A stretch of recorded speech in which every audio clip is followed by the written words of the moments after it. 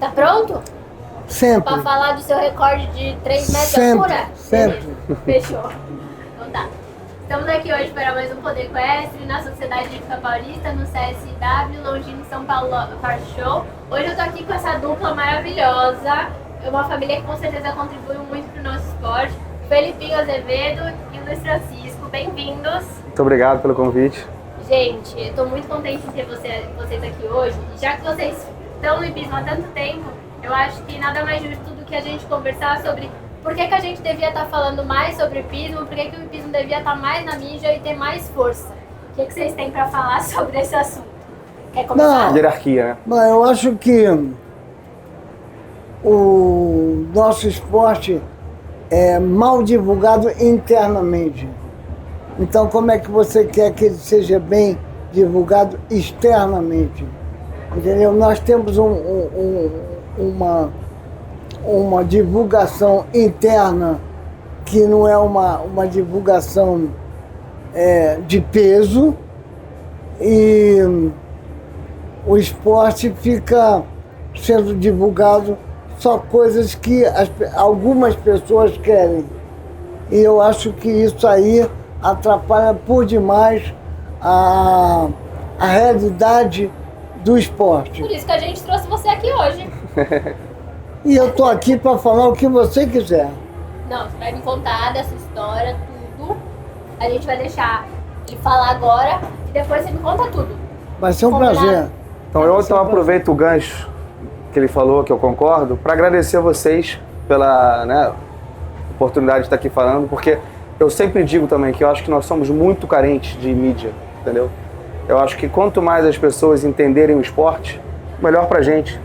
Mais chance das pessoas olharem, gostarem, quererem participar, fazer parte da comunidade. Então eu acho que isso é de extrema importância, entendeu? Eu acho que quando a gente fala que o hipismo não é um esporte acessível, muita gente pensa na parte financeira. Sim, sem e dúvida. depois, quando eles aprendem mais sobre o esporte, eles pensam, putz, mas não é tão assim. Sim. Tipo, dá pra todo mundo, dentro da sua realidade, praticar o hipismo. Mas eu acho que é muito mais difícil pra gente ter informação de pessoas como vocês, que estão sempre no esporte, ter esse acesso. Qualquer esporte feito a nível top é caro, porque você dedica a sua vida A ele. e não tem nada mais caro do que a sua vida. Então não é o hipismo que é caro, é o que você quer fazer com o hipismo. Se você quer montar cavalo, trotar, galopar, saltar uma provinha de 1,10 m, é viável. Agora, se você quer ser um cavaleiro olímpico, um cavaleiro pan-americano, aí você tem que dedicar a tua vida. E o que é mais caro que a tua vida? Para mim, nada. É verdade? Só meus filhos. Ó, tá vendo, amor? Tá vendo? Então tá, vamos começar pelo começo. Vocês querem se apresentar, contar quem vocês são e o que vocês fazem? Bom, meu nome é Luiz Felipe Cortizo Gonçalves de Azevedo, conhecido por Filipinho, desde os 9 anos que eu monto a cavalo. Tenho todos os títulos da América do Sul, tenho o recorde de altura de 2,32 m de muro que eu bati lá em Roma. Já tinha batido o recorde no Brasil, 2,29 m no clube de campo. Depois bati o recorde de novo em 1982 no clube de campo, saltando 2,31 m com um fantástico tambo novo. E 20 anos depois, exatamente 40 anos depois, eu saltei 2,32 m em Roma. E como é que você teve coragem pra fazer isso? Eu tenho medo de saltar 1 metro, e aí eu faço como? A coragem vem da competência. Para na minha cara! Eu vou lá fazer umas aulas com você, a gente ajeita. Mas tá faltando competência tá pra bom? mim também, né? Porque 2,32 não é pra qualquer um, não. Ele tá simplificando aí. Não, realmente, se você se sente competente para fazer uma pista de 1,60 m, que é muito difícil, mas se você está em forma, você tem competência para isso, você não necessita de tanta coragem, você necessita de vontade. Agora, na verdade, o que eu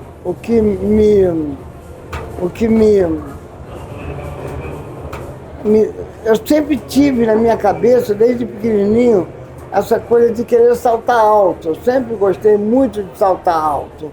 Então foi uma coisa muito natural na minha vida, saltar alto. Hoje os cavaleiros saltam menos alto, porque não tem tantas provas de potência. Não tem mais. Por uma questão de, na minha opinião, um equívoco das organizações dos concursos, porque você poderia ter um cavalo que pudesse vir aos eventos só para saltar as provas de potência, que esses cavalos seriam mais um nicho para o esporte, ou seja, cavalo que não pula a prova de 1,60 m, que não pula a prova de 1,40 m, mas que pula alto. Então é mais um mercado que você abre na criação nacional. Fora que para o público, né? É uma prova muito atrativa. E o público vibra com isso. Então eu acho que dentro desse perfil, eu acho que a Confederação Brasileira de Hipismo, a própria FEI, já teve esse tipo de perfil. Ela tinha, os cavaleiros na Europa podiam levar um cavalo a mais só para saltar as provas de potência, que era um circuito de potência, entendeu? Que isso traz muito público e, enfim, é maravilhoso. Agora, depois disso, eu fiz sul-americano, ganhei alguns. Pan-americano. Eu tenho uma medalha que poucas pessoas falam, que é uma medalha, a primeira medalha de ouro reconhecida pela FEI, que é o Campeonato Americano em Buenos Aires. Legal. O Brasil nunca tinha tido uma medalha de ouro, nem por equipe. Não, talvez por equipe já tinha. Eu ia perguntar quais são as contribuições. Você está botando os carros na frente do coisa aqui. Por equipe já tinha tido medalha de ouro. Mas, individual, a primeira medalha de ouro ganha pelo Brasil fui eu no Campeonato Continental, de novo, com o Tambo Novo. Com o Tambo Novo, que era um cavalo que era da criação do Tamburini, e que foi importado pelo José Luiz Guimarães. Uma grande figura aqui do clube, né? Onde a gente está aqui. Para mim, o José Luiz Guimarães foi um camarada que realmente fez crescer o hipismo no país. E ainda tem as medalhas olímpicas, né? As medalhas olímpicas é o Roku, né? Não, mas ela perguntou o teu currículo, né? O que você ganhou. Do currículo? Não, tem as duas medalhas olímpicas, né? Atlanta City. Fiquei entre os 20 melhores do mundo em Dublin, saltei 4 mundiais, saltei 3 finais de Copa do Mundo, saltei 3 pan-americanos, sul-americano, como eu já falei, eu ganhei alguns. Ganhei quando era válido pela FEI, ganhei quando não era válido, por isso que eu falo que o americano, o campeonato continental, foi a primeira medalha de ouro ganha pelo Brasil, porque os sul-americanos tinham medalha de ouro, mas não era reconhecido pela FEI. Em 1975, a FEI reconheceu a medalha de ouro no sul-americano. E ganhou o Roberto Luiz Jopper, que era um fenômeno de cavaleiro.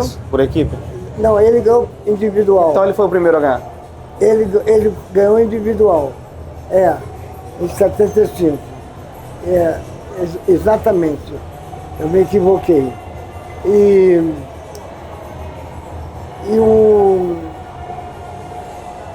nós ganhamos por equipe também a primeira vez que o Brasil ganhou da Argentina em campeonato sul-americano, que eu me lembre. Legal. Bora se apresentar então. Vamos.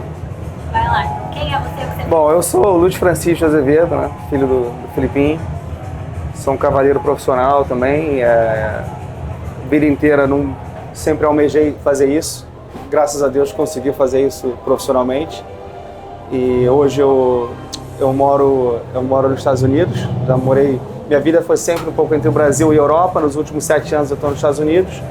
Também tenho na minha carreira títulos de campeão brasileiro de júnior, sul-americano. Em seguida me mudei para a Europa. Tenho 2 convocações olímpicas. Fiz parte da equipe do Brasil no Campeonato Mundial de Tryon 2018.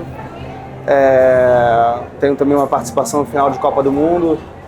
Posso dizer que eu participei de grande parte dos concursos mais importantes do circuito mundial. Com certeza, a gente sabe. Então estamos sempre almejando coisas maiores, né? A gente está trabalhando para chegar em, quem sabe aí, tem um exemplo de 2 medalhas na minha família, certeza. quem sabe eu não consigo chegar perto de uma, né? Vamos E ver. a longevidade no esporte dessa pessoa aqui. Exatamente. Surreal. De toda maneira, eu posso dizer para você que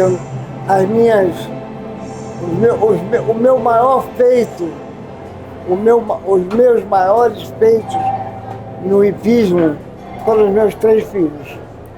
São 3 craques, ou seja, são 2 filhos e um neto. São cavaleiros que são bons em qualquer lugar do mundo. Isso aí é uma honra, um orgulho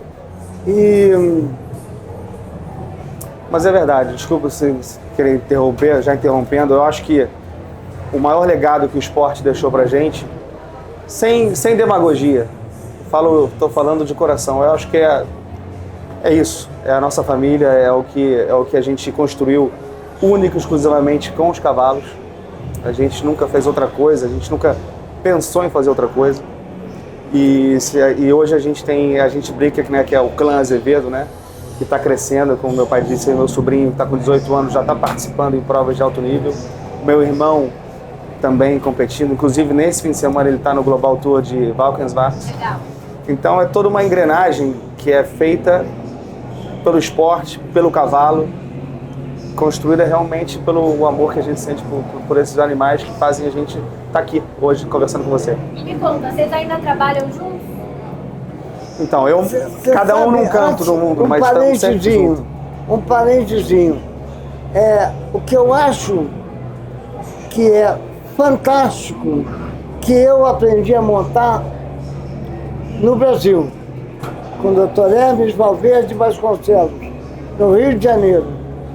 Eu aprendi a lidar com cavalo na cocheira com José Luiz Guimarães, aqui na Sociedade Hípica Paulista, onde eu fui sócio durante 30 anos. Então, isso aí, o primeiro ano que eu fui para a Europa competir, em 77, eu fui para dar aula para os filhos do Harvey Smith, que eram dos melhores cavaleiros da época, de todos os tempos. E ganhei lá, já no primeiro ano, entendeu? Então você acredita que a escola de equitação no Brasil era boa já? A média de cavaleiros no Brasil, para mim, é a melhor média do mundo. Os expoentes, aí você não tem 20 Pelés, você não tem 20 Marcos Henning, você não tem 20 McLaren Ward, 20 Francisco, entendeu? Você não tem. Agora, a média dos cavaleiros brasileiros não deve nada a ninguém. E a equitação brasileira, ela é realmente, o brasileiro, ele é ele é dotado de sensibilidade para tudo. Se você vê, nós temos os melhores dentistas, nós temos os melhores cirurgiões plásticos, nós temos os melhores cirurgiões cardíacos, nós temos os melhores oncologistas, nós temos os melhores jogadores de futebol e nós temos os melhores cavaleiros. Bom, você sabe que o Gui Foroni falou uma coisa muito parecida com isso quando eu conversei com ele, em relação à média dos cavalos. Ele falou, o Brasil tem 2 olímpicas, mas são 2 de 600 que nascem por ano. E não na Europa, que nasce um monte de cavalos olímpicos. Tem 3, 4 cavalos olímpicos por nação. É muito legal ouvir você falando disso e de um hipismo que é um pouco mais antigo e que ele ainda está se reciclando. Com detalhe, né? As 2 medalhas olímpicas, na primeira tinham 3 cavalos brasileiros na equipe do Brasil. E na segunda tinham 2 cavalos na equipe do Brasil. BH, o recorde de altura, 2,32 m, foi batido pela FAP Silverland Joter, que é BH. E a minha medalha no Pan-Americano eu ganhei com um cavalo BH. Então, é claro que nós estamos ainda alguns anos-luz atrás da questão de tempo atrás mesmo. da Europa, atrás da Europa. Mas nós estamos chegando. E aí, então vamos conversar sobre a questão da mídia do hipismo. Dá pra gente a sua visão sobre isso. Eu acho que a gente tem que ver o hipismo mais na mídia, a gente vê o futebol, o vôlei, esportes mais, vamos dizer assim, populares, todo mundo gostando de ver. O que você acha que devia mudar pra gente começar a vincular o hipismo com a mesma força? Não, eu acho que o que está acontecendo aqui agora, nesse minuto, é um exemplo. Entendeu? Eu acho que isso aqui, esse trabalho que vocês estão fazendo aqui no Indoor, que é sem dúvida o maior concurso da América Latina, a gente tem a oportunidade de falar sobre isso, de conversar, ver meu pai poder contar as histórias dele, eu poder contar as minhas. E não só isso, eu acho que o esporte precisa ser comentado, entendeu? Precisa ser falado. O esporte precisa de ídolo. Assim, a gente... E o brasileiro, desculpa, Francisco, nós no Brasil, quando as pessoas começam a se destacar, a estrela começa a brilhar, os ídolos, que a criança, ela quer seguir o ídolo, ela não quer seguir o cara que não sabe montar. Eu acho que assim, não precisa ter medo de falar, você entendeu? No bom sentido. Eu acho que você liga a televisão, você bota num canal de esporte, por exemplo, eu gosto de seguir particularmente futebol, sou flamenguista, gosto de ver o que está acontecendo. Você tem lá as pessoas comentando, o jogador jogou bem, jogou mal, o técnico teve uma boa opção ou uma má opção, e qual o problema?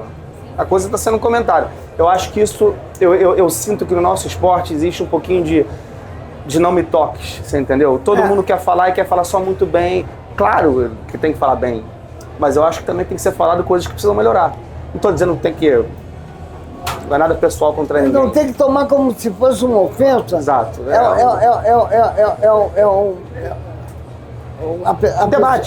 Debate. Acho que o debate é bom. Não, é um debate. Acho que o debate é importante. Você discutir ideias, inclusive, para que a coisa melhore, evolua, né? Com certeza. É um comentário. Eu sou um camarada que tenho 71 anos, estou montando do jeito que posso. Tá montando? Tô montando do jeito que posso. Ainda posso surpreender. Agora, ainda posso, porque eu sempre me surpreendo, então por que eu não vou surpreender os outros? Com certeza. É que eu não vejo problema nenhum em você poder comentar o que está acontecendo. Porque se Eu não estou querendo dizer que... Estamos falando do Rodrigo, poderia estar falando de outra pessoa, que é isso ou aquilo. Você pode chegar, eu sou um crítico. Eu posso olhar e dizer, olha, eu acho que a abordagem está obstáculo, estou dando exemplo, entendeu? Não, nós estamos falando do Rodrigo, não tem nada de errado. Ele é o melhor. Então nós estamos falando porque ele é o grande campeão brasileiro, é o grande campeão do mundo. Sem dúvida. Eu acho que é muito mais produtivo. Isso é uma opinião minha. Ele pode ter outra, cada um pode ter uma. A gente discutir o processo de como as coisas acontecem do que simplesmente falar de um dia que não foi bom. Entendeu? Porque o Messi pode perder um pênalti, entendeu? A gente pode chegar num dia e não tá bem e a coisa não andar bem. Agora, todo um processo que é feito, que é construído para que se chegue no resultado final, no caso, esse ano Olimpíada, mas pode ser Pan-Americana, pode ser Mundial, qualquer campeonato que você tem que escolher uma equipe, eu acho que esse é um assunto muito interessante a ser discutido, entendeu? Eu acho que é muito mais produtivo discutir que volte a ter o descarte na Olimpíada, Lógico. do que ficar discutindo essa regra do sangue que saiu, não vai mudar. Sangrou, aconteceu, entendeu? Uma fatalidade, uma pena, mas sangrou. É uma regra então, que ela é feita para garantir também exatamente. Se a gente está falando de welfare dos cavalos, pô, tem que ter um descarte. Você imagina um cavalo entra na pista, tá com algum problema, se machuca, o cara tem que ir no sacrifício até o final, porque não tem um descarte. Mas então não estamos pensando no bem-estar dos cavalos, entendeu? Eu acho que essa tecla, tem que bater muito mais nessa tecla. Eu prefiro bater na tecla do critério do que ficar batendo na tecla do resultado. Ele, por exemplo, ele tem uma opinião que o critério tem que ser subjetivo. Eu, particularmente, acho que o critério tem que ser objetivo. Ranking points?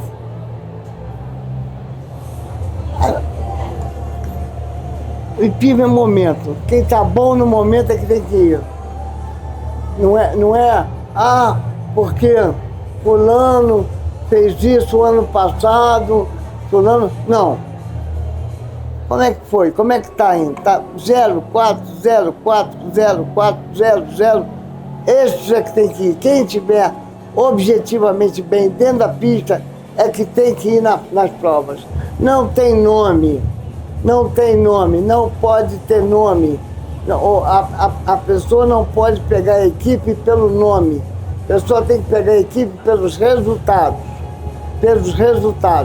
Agora, é difícil, inclusive, você organizar isso. Eu sou a favor do critério subjetivo, mas eu sou a favor do critério subjetivo que a regra funcione de igual para todo mundo, entendeu? Que tenha principalmente igualdade de condições para as pessoas se apresentarem e mostrar o que elas são capazes, entendeu? Que 4 pontos para um vale também que 4 pontos para outro, entendeu? Que as pessoas tenham as mesmas condições de competir, entendeu? Agora, eu acho que o nosso esporte tem muita variável para você ter um critério subjetivo, porque eu enxergo o critério subjetivo da seguinte maneira: eliminatória. Vai lá, quem ganhou, ganhou, quem não ganhou, não ganhou, entendeu? Pode acontecer dessa eliminatória do teu cavalo tomar uma tropeção, pode acontecer de um cara estar saltando no sol, o outro tá saltando... Enfim, eu não conheço nenhum país que funciona mais com critério objetivo. Então, assim, eu sou a favor do critério subjetivo, com a condição que esse critério, que não exista nenhuma cadeira cativa. Seja aplicado, entendeu? Exatamente. Que todo mundo se sinta integrado ao critério, entendeu? Que todo mundo que está ali disputando aquela vaga esteja se sentindo de condições, de igualdade de condições com os outros concorrentes. Então, realmente, isso é um equilíbrio difícil que está difícil da gente conseguir no Brasil. Aí, depois, o critério subjetivo é um critério que desanima muito aos cavaleiros que estão por vir.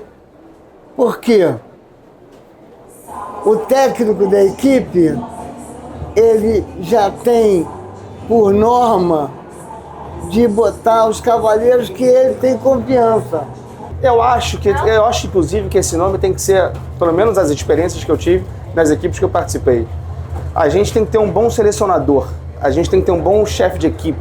O técnico é uma palavra para mim que não se encaixa tanto, porque cada um faz o seu programa, cada um faz o seu treinamento, entendeu? Na hora H ali, você entendeu? Aqui, principalmente no que se refere a esse nível, a gente não tem um técnico nos auxiliando em casa no nosso treinamento, por exemplo. Mas é lógico. Quando a gente chega no concurso, a programação quem faz somos nós. Sim, mas se a gente tem que ter, na minha opinião, um bom selecionador. Um cara que vai saber escolher a equipe certa. Sim, mas se você tem um bom selecionador,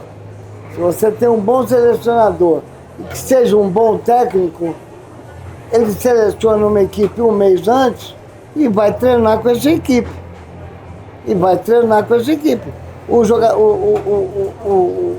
Vamos lá, vamos voltar ao futebol. O futebol. Totalmente subjetivo. O Dorival, hein? O futebol é totalmente subjetivo. Mais ou menos, né? Não, o cara escolhe o que ele quiser. Mais ou O cara menos. pode chamar o Romário e o Romário não tá jogando. Mais ou menos. O Neymar, quantas vezes ele entrou sem estar jogando porque estava machucado? Mais ou 100% menos. subjetivo. Mais ou menos, mas cai por terra. Você vê que não convocaram o Pedro para Copa América, agora convocaram Não, o Pedro. subjetivo. Não, mas não, subjetivo não, ele é o artilheiro do Brasil. Mas ele já era artilheiro antes e não foi, por isso que não é Não, objetivo. não era. Gente, Sim, eu sim. não entendo nada de futebol. Posso parar vocês? Não, eu sinceramente acho que o critério objetivo e deixar uma vaga para o técnico. Você pega 6 cavaleiros, objetivamente, bota num local para treinar durante um mês. E esse camarada aí vai, dentro desse mês, ele vai ver quem está melhor, quem está pior, qual é o cavalo que está melhor, qual é o cavalo que está pior, qual é o cavalo que está sentindo, qual é o cavalo que não está sentindo. Posso perguntar uma coisa pra você? Claro. Seu pai contou um pouco das conquistas dele no nosso esporte, quais são as contribuições dele no nosso esporte. Queria saber das que eu sei que seu currículo também é extenso. Sim, mas não chegou ainda aos pés do dele. Estamos correndo tem atrás. tempo ainda, tá? Estamos correndo atrás disso.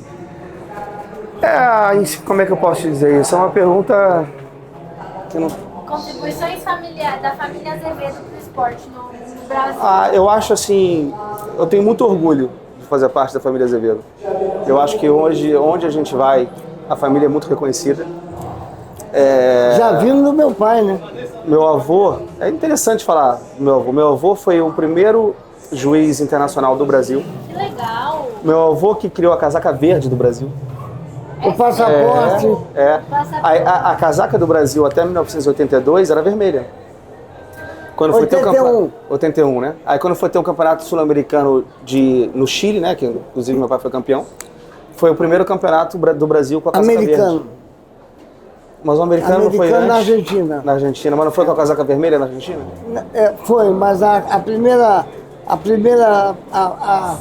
primeira vez que se fez as casacas verdes foi na Maison do Cavalier, na Bélgica, 82. em 1981, para os cavaleiros que foram saltar lá sem cavalo. Eram 8 cavaleiros. Eu até que arranjei o patrocínio. Sim.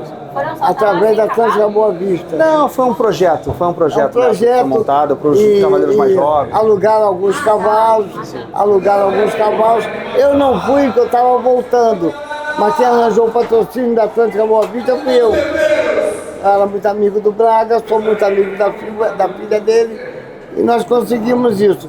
E além de tudo isso que nós estamos falando aqui, o que eu acho que o meu pai fez de mais importante no hipismo foi criar a categoria de menino. Olha só. Porque eu com 11 anos e meio tive que ter uma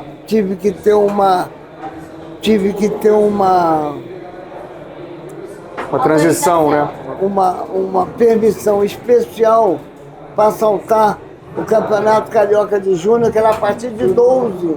Júnior, 1,40 m, 40 na época, mas era 1,40 m com os cavalinhos, né? 1,40 m. Cavalinhos, imagina os cavalinhos soltando 1,40 m. E aí a Rita Bezerra de Mello, que era uma excelente amazona, ela foi campeã carioca, ela foi o último ano de júnior dela, e eu fui vice-campeão carioca. Mas meu pai, vendo a dificuldade que eu tive para poder não só participar, como também para poder ter resultado, meu pai, ele Criou essa categoria intermediária, Mirim, né, que está aí até hoje. Eu, com certeza.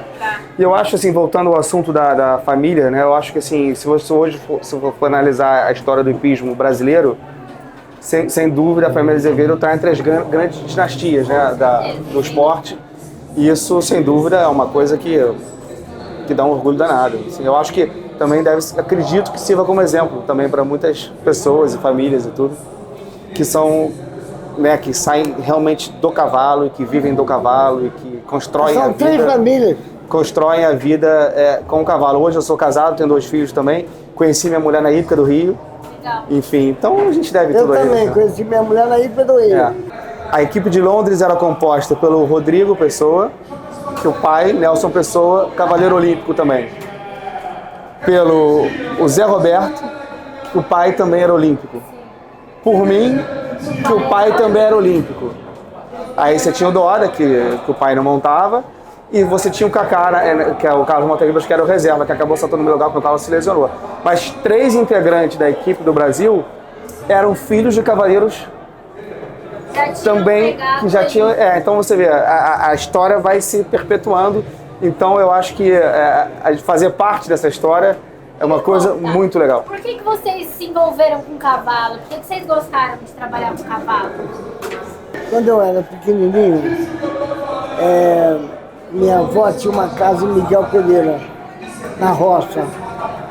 E eu ficava desesperado no final das férias, porque a gente voltava para o Rio e eu não tinha cavalo para montar. Aí meu pai tinha uns amigos, meu pai tinha uma condição social financeira boa. Meu pai tinha um amigo, Jânio Pareto, padrinho do Nelson Pessoa, que tinha 5 cavalos na hípica, e convenceu meu pai a me levar para a hípica. Com 9 anos eu comecei a competir. Eu fiquei uma semana só na escolinha. Tá brincando? Depois Já era um ícone desde o começo. depois eu saí competindo. E, com um detalhe, nós tínhamos, não tinha criança. Era tudo adulto já? Adolescente? A criança tinha um palmo a mais que eu. Ah, pronto. Entendi. Entendeu, não? Entendi. Quem era criança tinha um palmo a mais do que eu. Já era o mais Entendeu? novinho.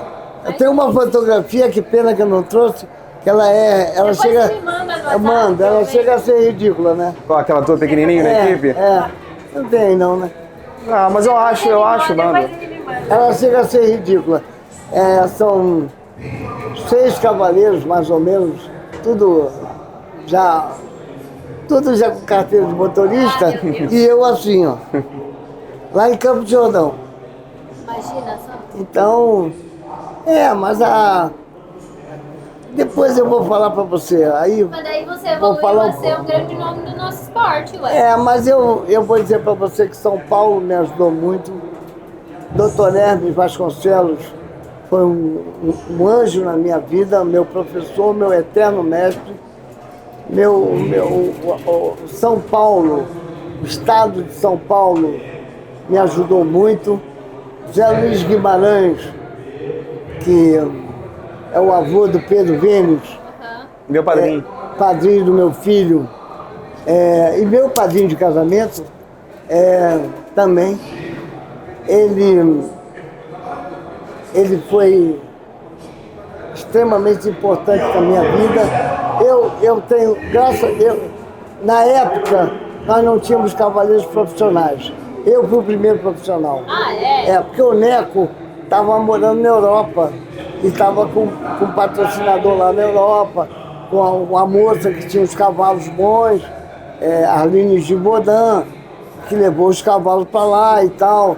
Então, era o Neco, era o Antônio, então eles foram para lá. E eu, com 16 anos, quando meu pai perguntou para mim o que eu ia fazer na vida, eu falei para ele que eu ia montar cavalo. Ele falou para mim, essa profissão não existe. E Você falou, eu vou criar essa profissão. nesse momento, meu pai não estava financeiramente bem. Aí meu pai falou isso para mim, embora ele fosse um pediatra. Ele falou isso para mim, que eu não poderia me ajudar financeiramente. Aí eu virei para ele, mas nessa época eu já trabalhava. Eu virei para ele e falei, a profissão eu vou criar. E me ajudar financeiramente. Você quer uma inspiração maior que esse homem? Eu quero- Tantos cavaleiros profissionais hoje devem tudo a ele você. abriu muita porta. Meu pai tinha uma sensibilidade muito grande.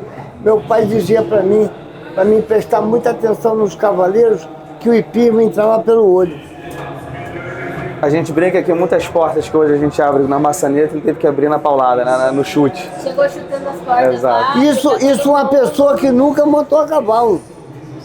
Tem essa sensibilidade, Você se entendeu? apaixonou pelos cavalos e ficou a vida Não, rapaz, quando eu nasci, deram um tapinha na minha bunda, eu renunciei.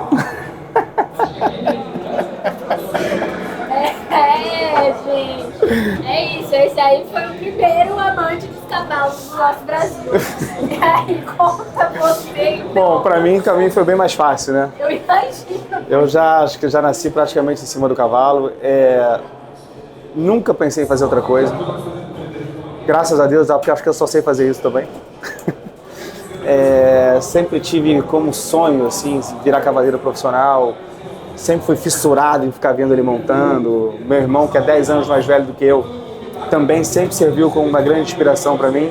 Além de ter sido um grande professor, porque na minha época ali de garoto, né, meu pai viajava muito, estava sempre...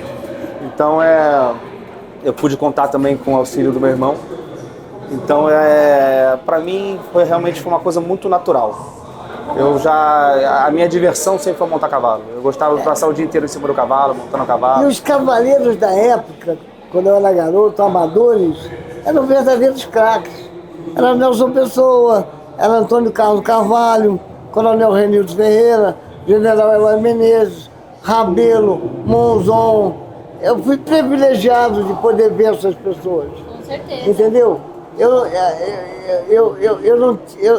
A glória não é só minha, entendeu? Eu tenho glória. Eu sei que eu tenho muito valor no que eu fiz. Eu sei que você Agora, você tá aqui. E para mim, em certos casos, humildade é virtude de quem não tem outra. E nesse caso aí, se eu falar para você que eu não sou um cavaleiro diferenciado, eu estou sendo hipócrita. Mas eu tive... Eu nem pretendo. Não pretendo. Aí você só vai ser um pai, um avô, vai Eu tive cavaleiros no Rio, São Paulo, Paraná, Rio Grande do Sul, que eram muito bons cavaleiros, amadores. O alfinete, por exemplo, aqui aqui o Zé Roberto Reynoso Fernandes. Ele quando eu comecei a competir, ele já estava indo embora para a Europa. Aí ele voltou 8 anos depois. Então eu tive pouca convivência nesse período. Então eu já tinha 17 anos, mas quando nós fomos para o Pan-Americano de Cuba, porque a gente batia muito de frente aqui. Esse clube, eu era sócio aqui, esse clube realmente um fenômeno, entendeu? Mas nós batíamos de frente. Por que nós batíamos de frente? Porque quando o alfinete me falava alguma coisa que eu tinha aprendido na Europa, o Dr. Hermes já tinha me ensinado. Eu já tinha visto o cavalinho fazer. Nós fomos saltar o Pan-Americano em Cuba e ele foi chefe de equipe, técnico. Chefe de equipe não, técnico. E eu vou dizer para você que eu trouxe a medalha junto com os meus companheiros devido à grande ajuda que ele me deu. Com certeza. Entendeu?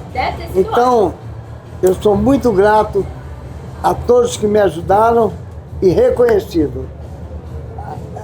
O homem que não sabe reconhecer não é homem. Uma fala muito profunda essa, com certeza. Eu queria saber então, já que você falou um pouco do clube, o que você está achando desse evento? Esse concurso, eu vim morar em São Paulo em 72, entendeu? Eu vi esse picadeiro, a primeira vez que eu vim aqui foi no Pan-Americano em 63, para ver os Jogos Pan-Americanos, estavam construindo o picadeiro. E esse concurso aqui, ele cada ano que se passa, cada presidente que muda, ele cresce de uma forma que, se nós tivéssemos pelo menos mais uns 3 ou 4 iguais a esse... Eu vou te falar que eu não voltava desde 2011. Que eu até Tá impressionado? que eu fiquei feliz de ganhar as Grandes Prêmios 2011.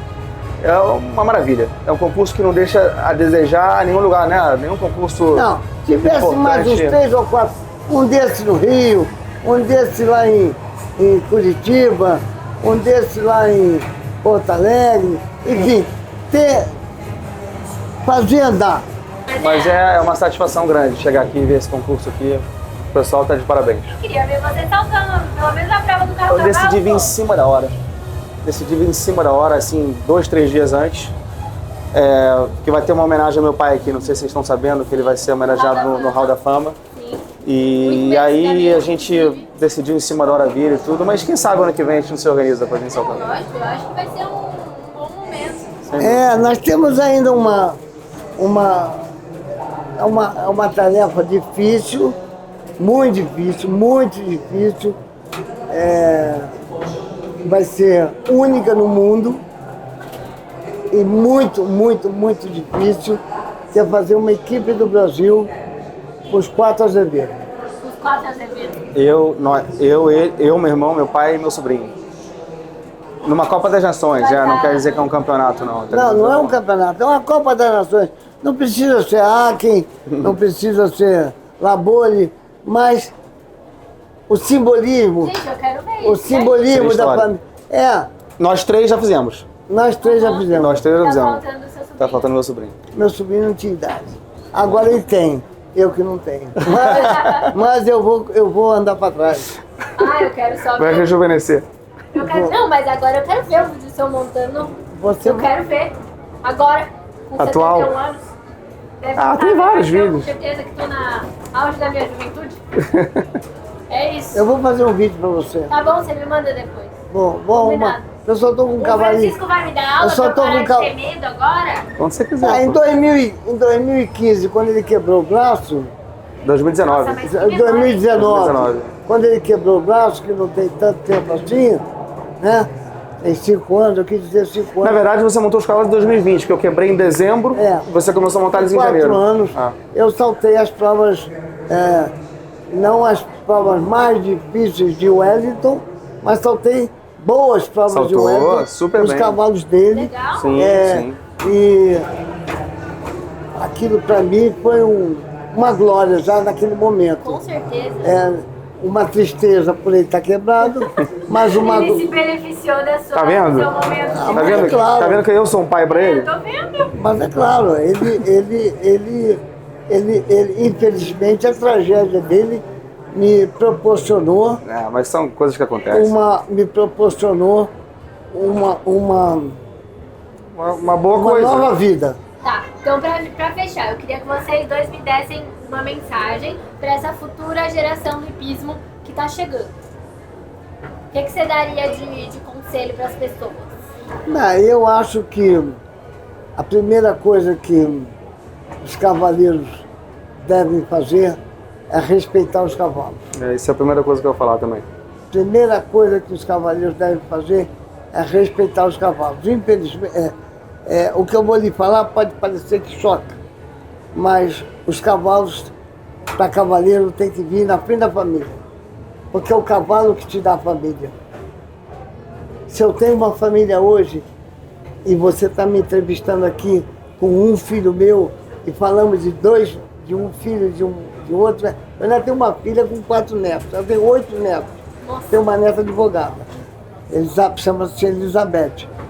Se eu tenho tudo isso que eu estou falando aqui, que para mim é muito, para o meu horizonte é muito, quem me deu foram os cavalos.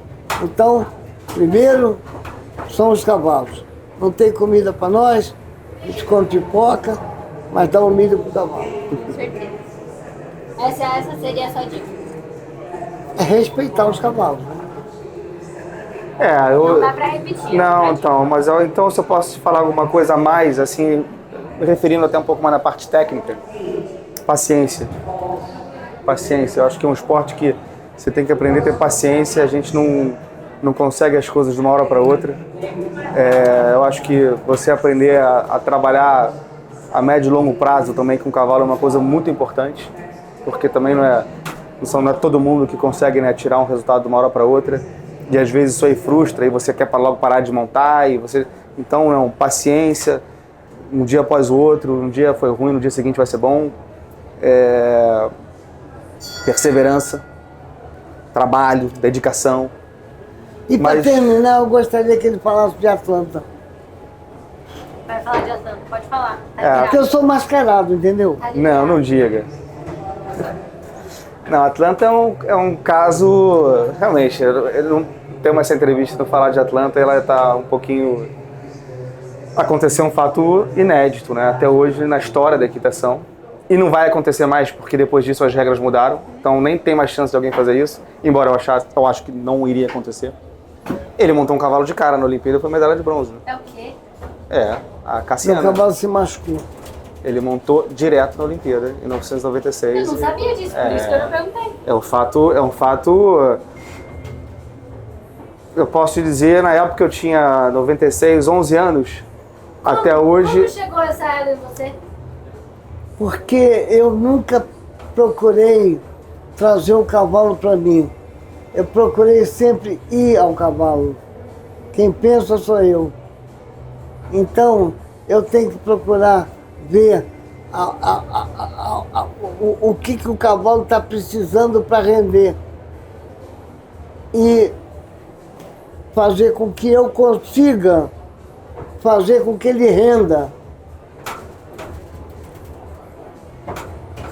Com que ele supere essa dificuldade. Entendeu? Então, eu sempre fui um cavaleiro que... Sobre explorar as qualidades do cavalo e não só ficar tentando resolver o problema. Você entendeu? Eu acho que você tentar resolver o problema de um cavalo, você resolve, mas você cria outros 1000. Mas assim, de fato, o que aconteceu em Atlanta, eu acho que foi isso a tua pergunta, né? Como é que isso aconteceu dele montar? Ele classificou para a Olimpíada com um cavalo chamado Faraón, que era um puro sangue chileno, não, puro sangue... Era um puro sangue, era o cavalo puro sangue, que ele ganhou tudo aqui. Ganhou seletivos aqui no Brasil, chegou na Europa, conquistou a vaga dele. Só que o cavalo teve problema de saúde, não aguentou, aconteceu já comigo 2 vezes. Naquele momento você tinha a possibilidade de levar um cavalo reserva na equipe. E o Brasil tinha um cavalo reserva, no caso que era a Cassiana Joter, que era o segundo cavalo do André Johan Peter. Que a equipe era formada pelo André com Calais, o Dória com Aspen, o Rodrigo com Tomboy e ele com Faraón. O Faraón se machucou, entrou a Cassiana no lugar do Faraón. Só que ele nunca tinha montado a Cassiana. Nem numa provinha interna, nem nada. Conheceu ali no paddock? Conheceu ali uma semana antes, ali na própria Olimpíada. Montei 2 vezes. Exato. E aí ele entrou lá e com a equipe foi campeão, ganhou uma medalha. Eu imagino você desmontando dessa água e falando, arrasei. Porque arrasou mesmo. Arrasou. Arrasou. Eu Não? nunca penso que eu arrasei. Eu acho que o cavalo que arrasou. Não, tá bacana, tá Não. É um falso modesto. Não, o cavalo arrasou. Porque ele soube me compreender. Ele soube me compreender e aí eu soube compreendê-la. Gente, muito legal. Não, essa esse fato aí foi... E você não vai ver isso de novo acontecer. A não ser que as regras mudem de novo. Não, hoje você tem que fazer um índice para você participar de um campeonato, de uma Olimpíada, do Mundial. Você tem que ter um índice de conjunto, entendeu? Então você não consegue mais montar um cavalo em cima da hora. O que eu acho que é super ok, porque é uma coisa tão fora da realidade. É difícil achar um cavalo. Isso que eu ia falar, é uma coisa tão fora da realidade uma pessoa montar um cavalo na véspera de um campeonato dessa magnitude e razoavelmente bem, quem dirá ganhar uma medalha. Então é um fato que a gente tem muito orgulho de contar. Foi sem dúvida o momento, sim, deu acompanhando a carreira do meu pai, o mais marcante da minha vida foi isso aí, sem dúvida. E o meu recorde, né? O recorde de altura 2,32 m. E teve a Olimpíada de Cisne, aquele desempate fantástico. E o recorde 2,32 m é uma coisa que realmente... Esse vídeo eu vou te mandar, esse vídeo é lindo. Você pode mostrar pra ela aqui agora. Quando acabar eu mostro. Mas é que tá na mão. Realmente foi uma coisa que nós também não esperávamos. A gente já tinha decidido que essa égua não ia mais pular potência. E nos 70 anos de Roma, eu fui lá, eles me pediram para me pular. E eu pulei 2,32 m e bati o recorde. Demais. Isso aí foi demais. Foi demais. Essa foi demais, essa arrasou. É isso aí. Gente, muito obrigada por Eu que conversarem agradeço. comigo hoje. Com certeza vou ter contato com vocês. Sem porque, dúvida. As olha, ordens. É um legado pro hipismo, com certeza, poder ouvir essas histórias. Espero que as pessoas que estejam ouvindo a gente pelo Spotify ou pelo YouTube tenham gostado desse papo tanto quanto eu. Alguns assuntos meio polêmicos, mas eu acho que a gente Se você chamar a família Azevedo, não tem jeito. Não tem jeito. Não tem jeito. Ô Francisco, bota aí o recorde pra ela ver.